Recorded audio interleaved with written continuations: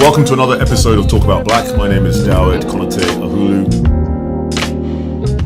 And what about the way you look? Is that something that you think about? I mean, before you go out of the front door every morning, do you how does the society that you're about to walk out into, how does that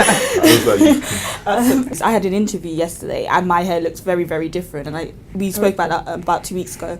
And the reason why, it's because I've heard some horror stories about, people not getting a job or being perceived a certain way because they have, afro or big curly hair. So, yesterday when I did go to that interview, I made sure that my hair was straight, and that was just because... hang on. So you made your hair straight yeah. for the interview? For the interview. And how do you do that? I mean, how does your hair go straight? It's normally you just kind of pick up a different wig and you put it on. And you put it on. But today you felt like it was cool, so I'm going curly. Yeah, exactly. And me and my sister always have this discussion. And why I actually do it is because in a way you then kind of have to conform and sell yourself out. But how I see it is, okay, I don't want it to be the reason I don't get through the door, because once I get through that door, I can then wear my hair how I feel like I can wear my hair. And, if they then have a problem... But early on you feel like you need, when you walk through that door, you need to look a certain way. Exactly. And this is going to be an interview by people who are predominantly white, presumably. Yes. It's about this idea of what's considered professional. And I know a lot of times that natural hair is not perceived as professional. I used to actually relax my hair, but that was something I stopped when I was about 14, just because one day I asked my mum, I said to her, why am I relaxing my hair? And she said, Bethel, I don't know. And I decided I was going to stop. In the summer especially, I've got my big afro out and I'm like, look at me. And I'm really proud of it. I think when I walk into a room, people start asking questions about my hair and the way it looks. And then in the winter, normally I will have it in a different style, like a weave, like I've got now. So but it would still be in a natural state, and it would still be in a natural form, because I'm proud of how natural hair looks. Wow, so let's see, does this turn it? It's almost like a two-way street. So on one hand, there is what are people going to think about me when I walk into a room? What is professional? What is not professional? And then on the other hand, there's your own idea of your self-image. And I know for myself, growing up in Trinidad, everybody around me was black or Asian. And all the dolls that I ever had growing up were white. And, white and blonde and blue-eyed. And those were the dolls that you could get. And so you had this kind of unachievable yet aspirational sense of beauty that you could just never get to. But it was fine, because I guess everybody around you was black, so these dolls were kind of this outside thing. But then when I moved over to England, actually you started seeing, all of these versions of these white dolls, that I was never previously surrounded by. And then you start thinking to yourself, well, hold on, how do I fit into this society? I couldn't walk around to get hair products. I had to go to, when I used to live in Leeds, you had to go to like a black area to get the hair products. They weren't just like in Boots or, your local hair store. If I wanted tights, I couldn't get skin-colored tights, because skin-colored tights meant white, cream.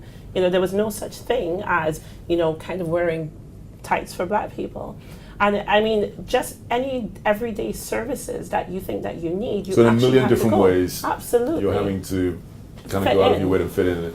Absolutely. Is there something just to jump in here? Is this something that you identify with? I mean, so I think particularly sort of my generation, so I'm 25, and I feel like if you grew up sort of in the 90s, early thousands, and you're a black girl, you probably destroyed your hair at some point. Like, you probably over-relaxed it. You probably did really, really tight hairstyles. You probably used like really, really terrible quality artificial hair in your hair. You probably coloured it somehow.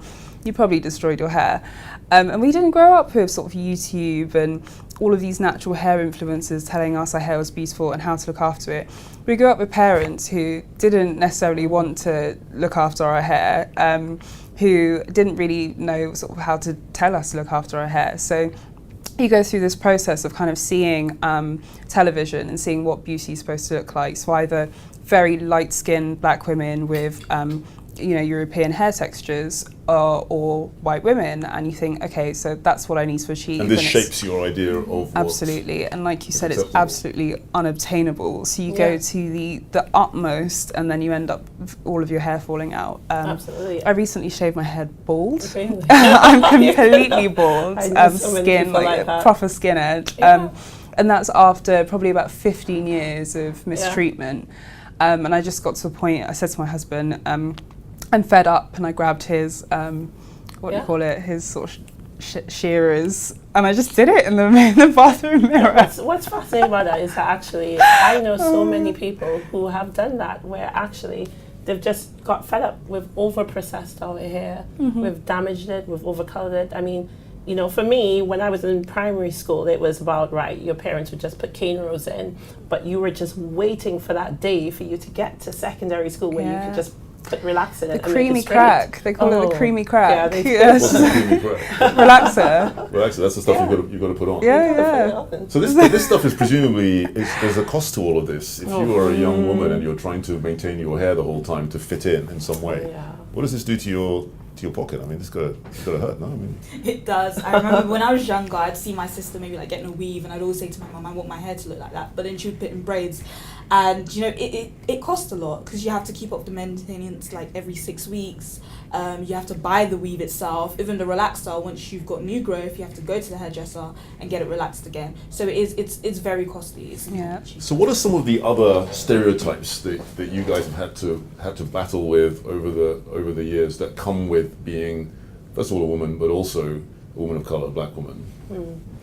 So I think just probably on the beauty point, so it's not just hair, but actually even skin color.